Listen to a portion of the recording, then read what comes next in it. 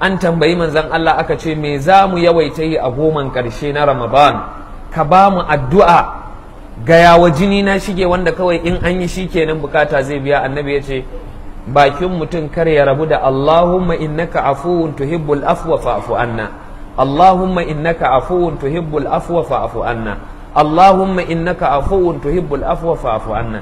Yana da saukin fada akan harshe, kuma manzon Allah ya ce in ka roki Allah da wannan addu'an a daren karshe a goman karshe na Ramadana zaka dace da biyan bukatunka gabaki daya. Saboda haka mu bar asara muna neman abu a gurin da babu, ga gurin da abu akwai wanda in an bayar ma ba zai kare ba. Inna hadha la rizquna ma lahu min nafad.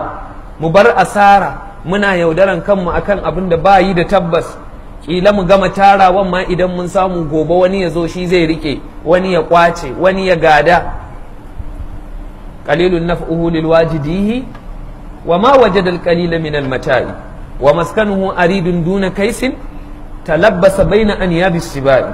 Ita kanta wannan duniyan da kullum ake rikici ake rigima akan ta fa, wanda ya samu duniyan ma amfanin da duniyan take masa dan kaɗan ne, wanda in sun samu duniyan ma suke amfana da duniyan yan kaɗan ne. Mafi wahala ake sha mutum ya gama faɗan ƙarshe don ya samu duniyan, daga ƙarshe kuma sai ya samu yana jiran ya amfana sai ya faɗi, sai kuwa ta sake kaɗawa ta koma hannun wani. wa ma wajada al-qalila min al-mata'i, kai dan kadan din ma ba a samu.